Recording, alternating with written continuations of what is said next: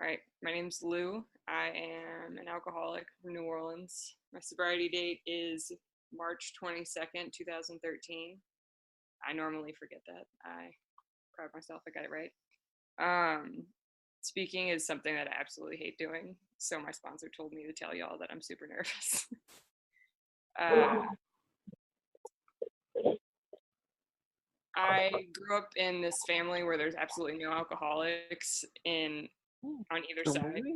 Nobody has like a drug problem or an alcohol problem. And I say that to say that nothing made me an alcoholic. I just am. Um, Growing up, like I said, I was not surrounded by alcohol, but I do and did struggle with severe like mental problems. And in high school, I decided that the way I was going to combat that was by, doing some drugs. And so I didn't drink for a while. I thought that drugs were the answer to all my problems. They were really easy for me to get. And I didn't get in any trouble, so I didn't think that anything was wrong with that. And on my sister's 21st birthday, which was January, I overdosed for the last time. And I had like a stroke or something. I don't really remember that day. And I decided that I was going to bargain with myself. And instead of doing drugs, I was going to start drinking.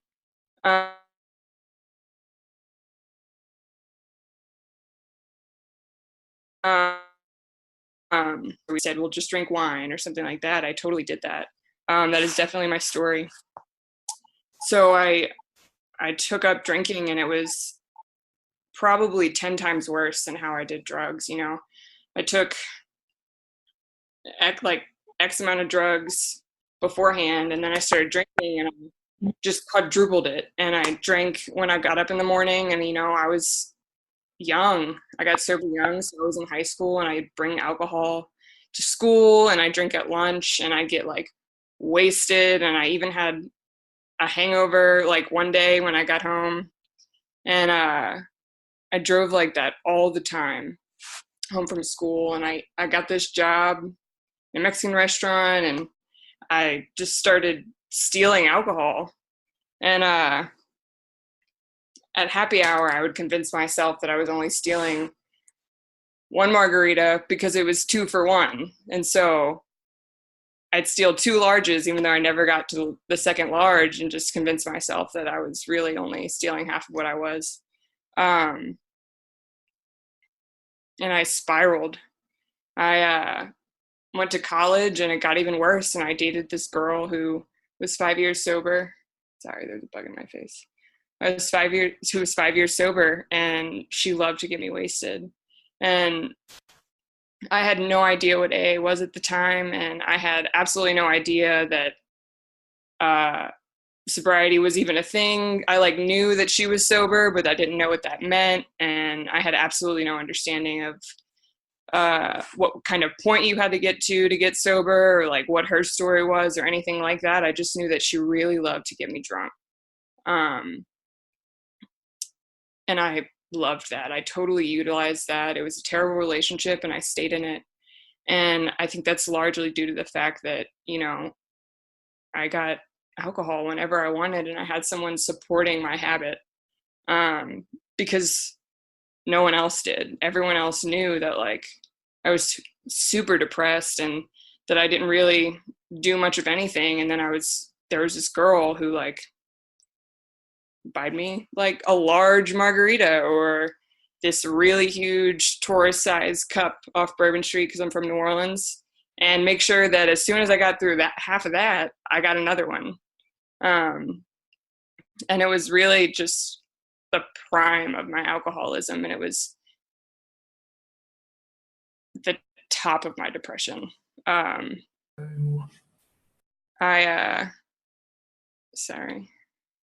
I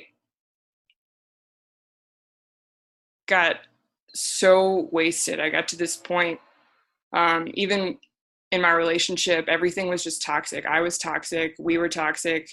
My alcoholism was toxic. and I became super suicidal, and I just didn't know what to do. I had hit an emotional bottom, and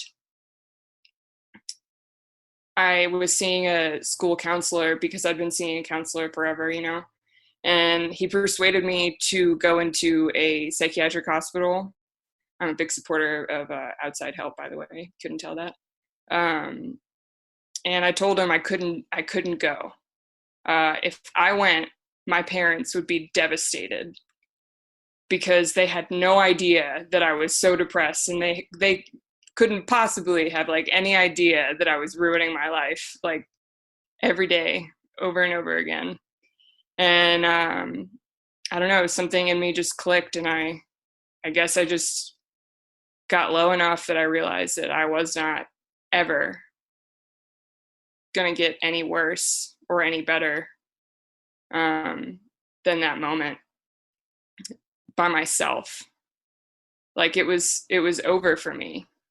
Lou, like as I knew it, was totally over. And so I agreed to be taken in an ambulance to a hospital, and it changed my life. I met somebody in there who had relapsed, that was going to go back to A when they got out, and I guess I just tagged along. I don't really know what motivated me to do that, but she took me to a meeting, and that was on March 22nd, 2013. It was the day I got out of the hospital. And I've been sober since that day. Relapse is not part of my story. I really want anyone else in here that has not relapsed to not fear that that has to be part of your story, because it does not have to be. It's definitely not an integral part that like every single person goes through. It's not a requirement. And I fought with that for the first year of my sobriety, because I had a lot of people around me saying, you're not gonna, like, you have to relapse, or you're not doing recovery right, or something like that. And it really like screwed with me. Sorry guys, here's my cat. And after that day, I don't know, there was this clubhouse in my hometown in New Orleans, and it's called Solutions Club. It's closed now. And I spent every day there. They say do 90 meetings in 90 days, and I probably did like 300 meetings in 90 days, because New Orleans has about 600 meetings a week. And Solutions Club had a vast amount of that count. And so there was a meeting every 2 hours at Solutions Club. And so I'd be there all day, every day. And between meetings, I'd like sleep on the sofa. It was a clubhouse. Like I was just there all day long, every single day. And I built some awesome relationships. Like I'd never met the kind of people that made me feel like I was not a fuck up. Like I was not somebody that was alone, that I couldn't cry, like I felt totally comfortable in those rooms. And I'd never felt that way before. I'd never been able to be sober or wasted and feel like it was fine to feel what I was feeling. And I had the girl that brought me to my first AA meeting showed me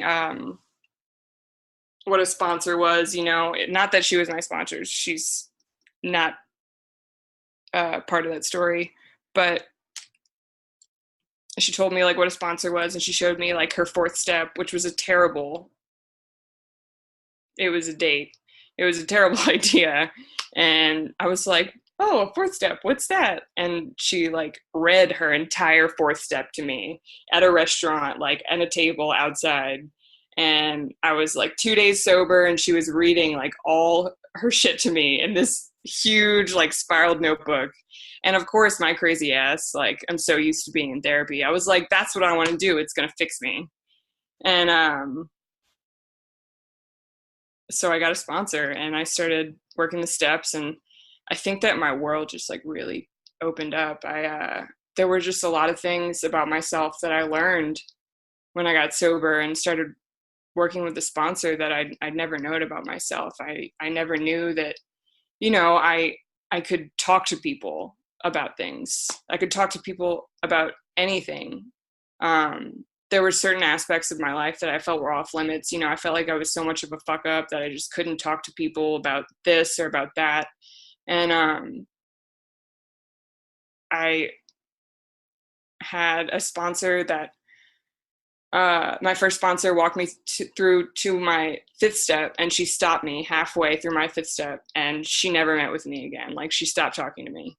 So halfway through my fifth step, I'm like going insane. And my sponsor after that just saved me. And, you know, she's not my sponsor anymore, but she totally was the person that I needed at that time in my life. She took me in and she brought me to her apartment, and I stayed there for probably 8 hours, you know, 7 or 8 hours. And I read her my entire fifth step. And then I stayed there and, you know, I did my hour after my fifth step in her apartment. Like, she let me stay there for that. She didn't send me home or anything. And that's something that I really needed. Looking back, I'm really appreciative of that. And I felt this like huge weight being lifted off my shoulders. I'm not going to say that I was like immediately happy after that, but I just like, I felt so much lighter.